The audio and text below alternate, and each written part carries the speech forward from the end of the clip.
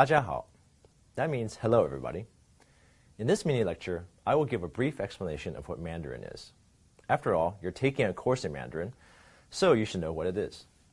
The term Chinese language is something of a misnomer. Chinese can in fact be seen as a family of many varieties that share a lot of similarities, but also a number of differences. So there's actually a lot of diversity under the term Chinese language. Mandarin is by far the most common variety of Chinese, and it's become the standardized form. It's used in the media, in government, and in education. So Mandarin is the standard variety of Chinese, but there are also lots of other varieties of Chinese too. For example, you may have heard of Cantonese, which is spoken by people in Hong Kong and is used a lot in Chinese communities in North America.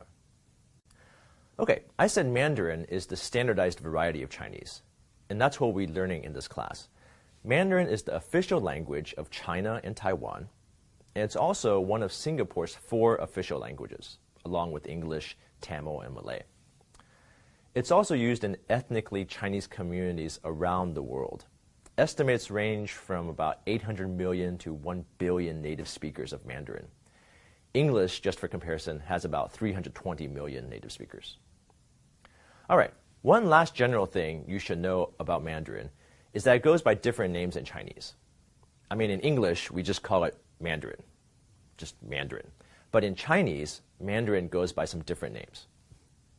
In China, it's called 普通话. 普通means common or general, and 话 means speech or language. By the way, I'll be using what's called pinyin to write out the sounds of Mandarin. After you learn some pinyin in this class, you can watch this part again, and what you see here will make more sense. One thing to know for now is that the number represents the tone. In Taiwan, Mandarin is called 国语. 国 means nation, country, or kingdom, and 语 means language. So 国语 literally means national language. You also hear the terms 华语 and 汉语. Hua and Han are related to China or Chinese, and yu, again, it's a high-frequency character, means language. The one we'll be using for now is 中文, which more broadly refers to Chinese language. 中 means middle, and it's the same 中 as in 中国, which means middle kingdom, how China refers to itself.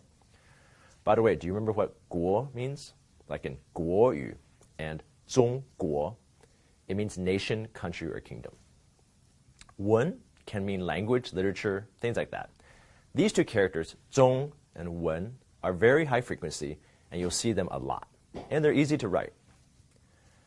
There are actually some differences you need to know between the Mandarin used in China and the Mandarin used in Taiwan.